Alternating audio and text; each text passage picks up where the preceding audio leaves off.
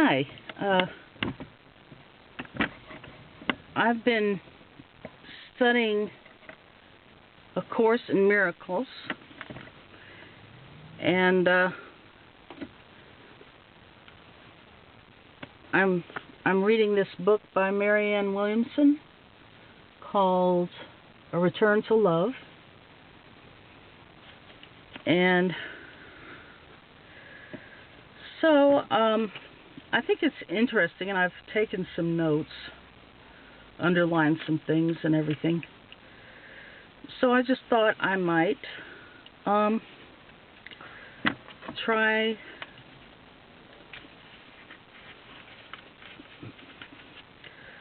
to share some of my findings.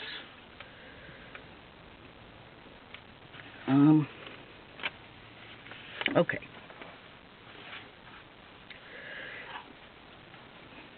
We were all born with a tendency to focus on love. We knew how to use our imaginations, and we could connect with a richer world, a world of enchantment, and a sense of the miraculous. So why did getting older mean that we would be looking at life in a way that is no longer true to who we really are? We learn to think about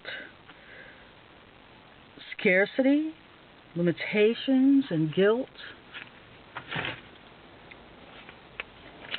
Let's see.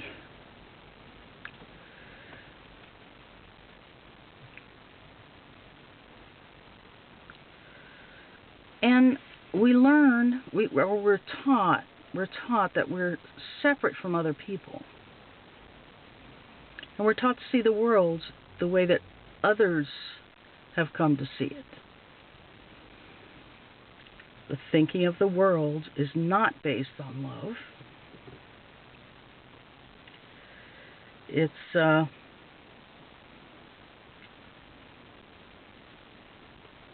And it's not based on love, and that becomes like something pounding in our heads.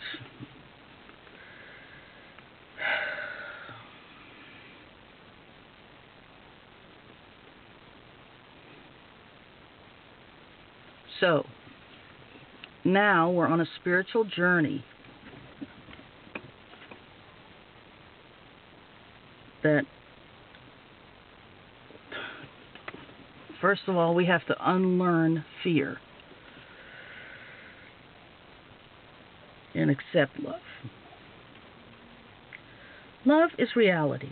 It's our purpose. We're learning to be consciously aware of that. And we need to experience love in ourselves and others. And that, in fact, is the meaning of life.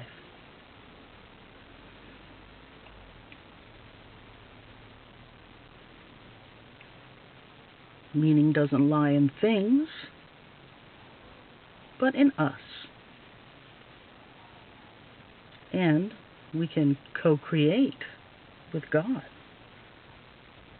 by extending that love. Life with any other purpose in mind is meaningless. And that is contrary to our nature and ultimately painful.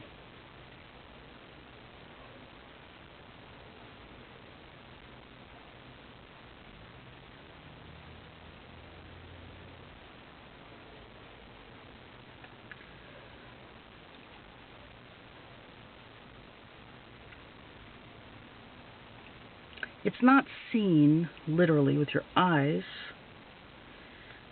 but it's the vision of the Holy Spirit in our higher selves. It requires a different kind of seeing. It's a world beyond.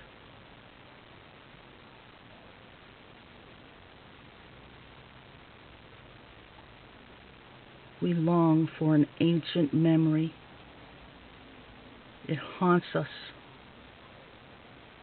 Its energy is the feeling in a room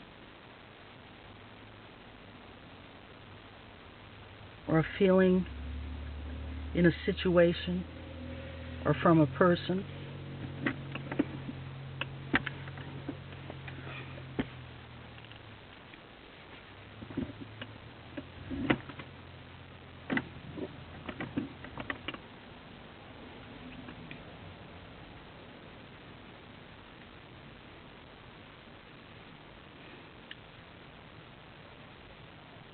It can be expressed in kindness, compassion, peace, joy, acceptance, being non-judgmental, and in intimacy.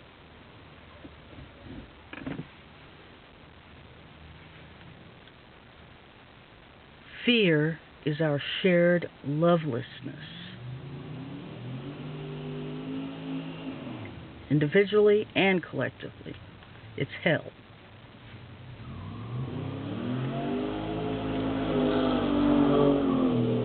It gives us a constant false testimony to the meaninglessness of love. Where fear is expressed, we recognize it as anger, abuse, greed, addiction, selfishness, violence, to name a few. Love is within us, and it cannot be destroyed, only hidden.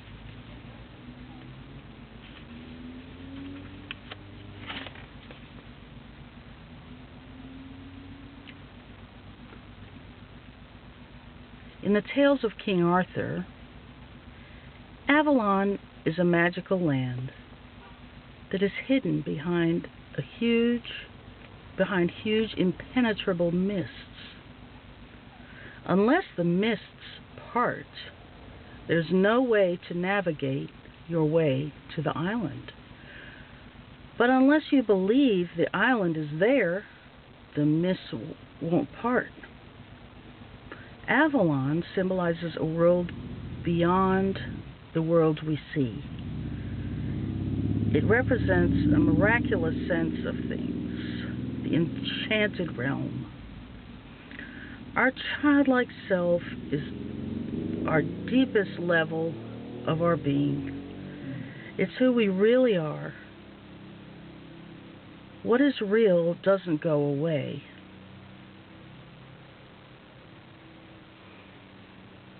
The truth doesn't stop being the truth just because we're not looking at it. Love becomes clouded over or surrounded by mental mists.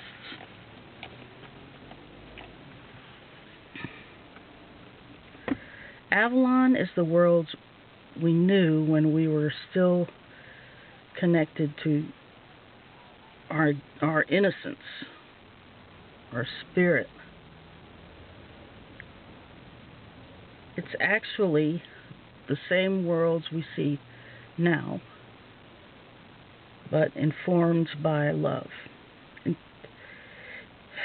interpreted with hope and a sense of wonder.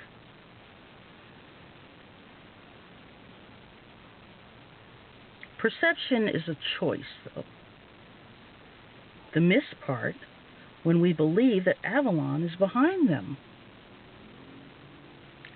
That's what a miracle is, a shift in perception.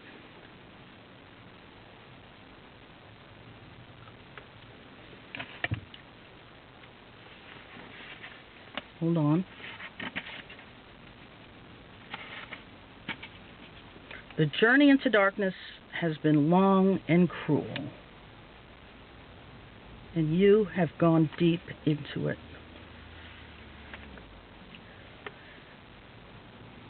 My generation never grew up.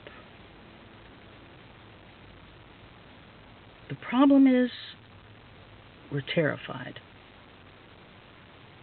We're afraid of failure, or we're afraid of success.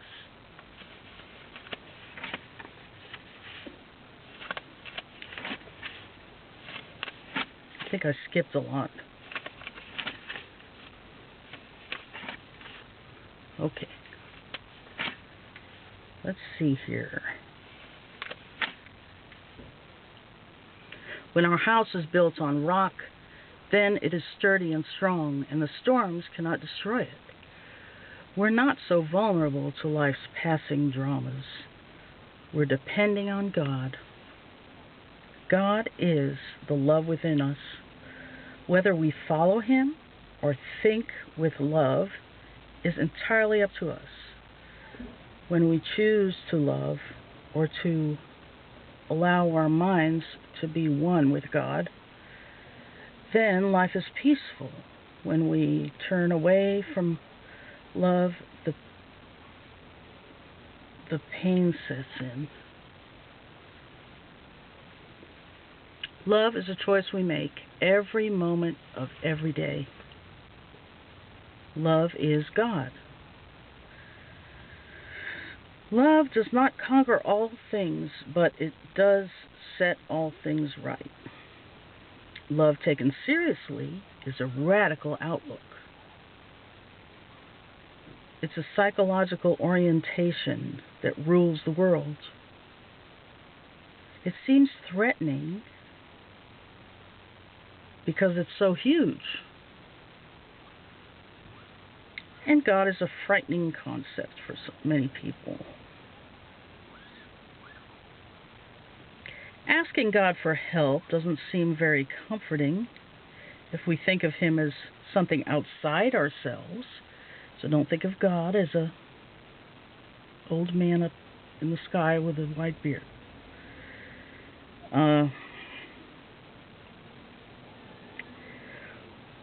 We don't have to think of Him as something outside ourselves, being judgmental. He's love, and we're created in His image or mind. We're extensions of His love. But so many people have a real problem with authority, don't we? A problem with authority.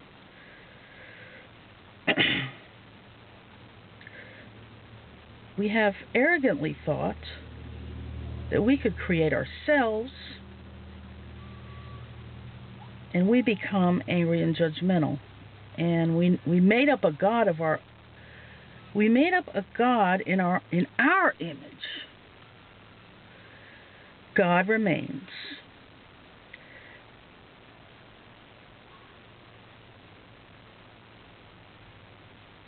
Who He is. And always has been the energy, the thought of unconditional love.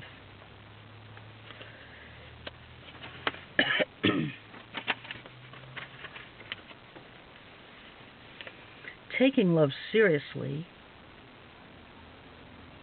is a transformation of thinking, mind training, in the relinquishment of a thought system based on fear. It's the acceptance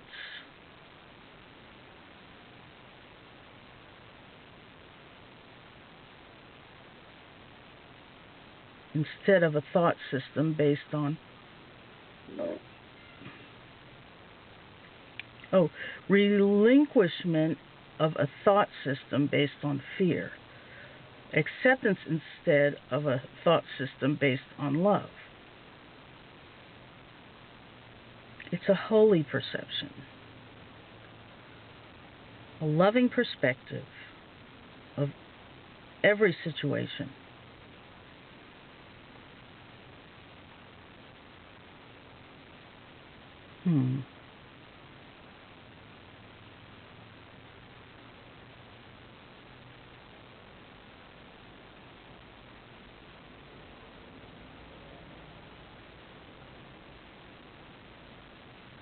I'm just reading certain parts here and kind of giving an overview of what I've learned today.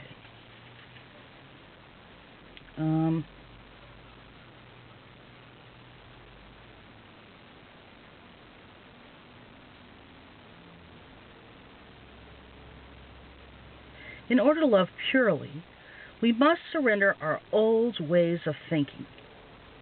For most of us, surrendering anything is difficult.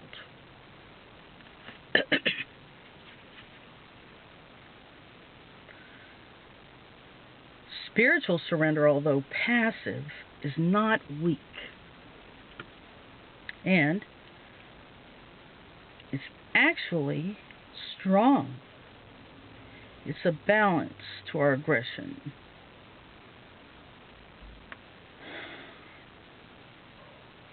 It needs to be tempered by love. Our aggression does.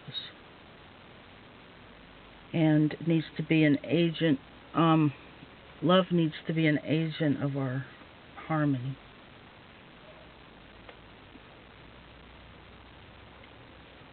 Okay, there are people right there next to me. Next time, I'm going to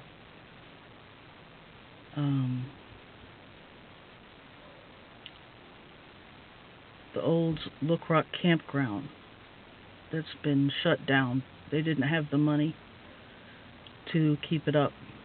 So, it's just left to be grown over by nature there. And it's actually nice there because there's nobody there.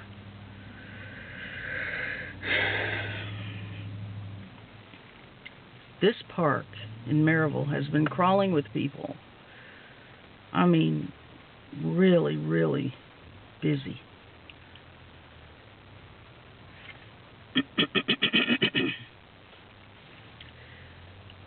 So you'll see next time I'll go to Look Rock. It's nice there. It's near where I live. So where was I?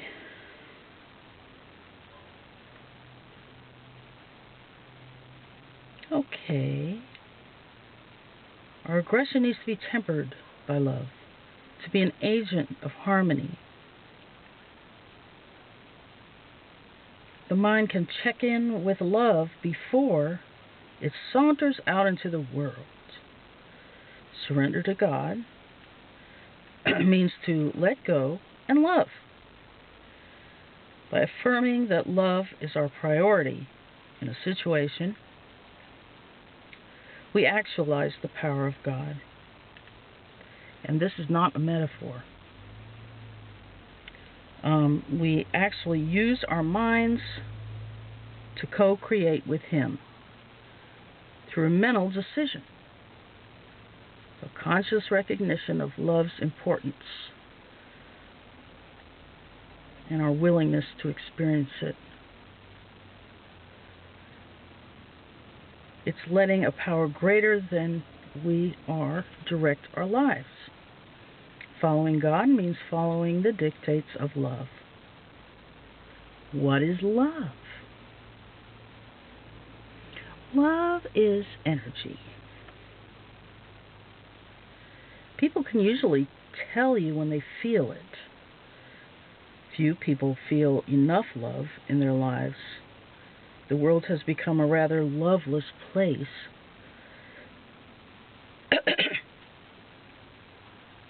We can hardly even imagine a world in which all of us were in love all the time with everyone. We wouldn't fight. We wouldn't fight. And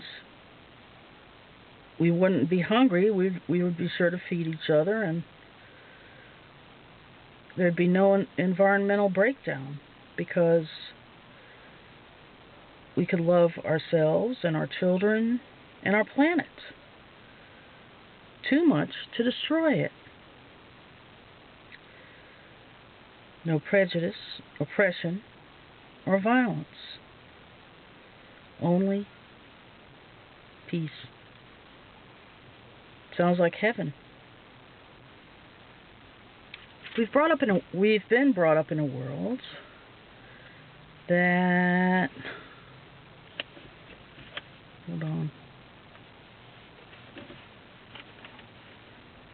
that does not put love first. Love is absent. Fear sets in.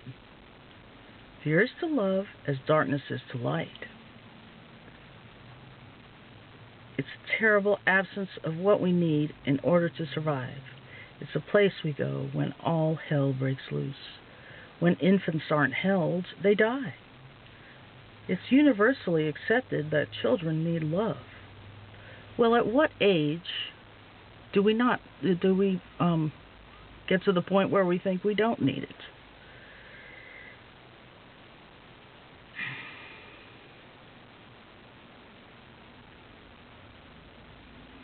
We never do. That's the answer. We never do. We need it like oxygen. God is not the author of fear. You are. The problem with the world is that we have strayed from God, wandering away from love. Separation from God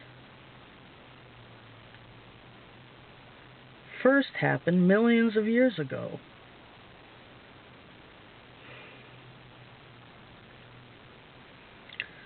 The Course in Miracles can be summed up very simply.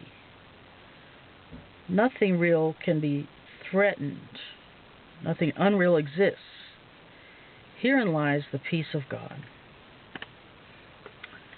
So, love is real. It's an eternal creation. Nothing can destroy it. Anything that isn't love is an illusion. Remember this, and you'll be at peace. Only love is real. The opposite of love is fear, but what is all-encompassing can have no opposite. When we think with love, we're literally co-creating with God.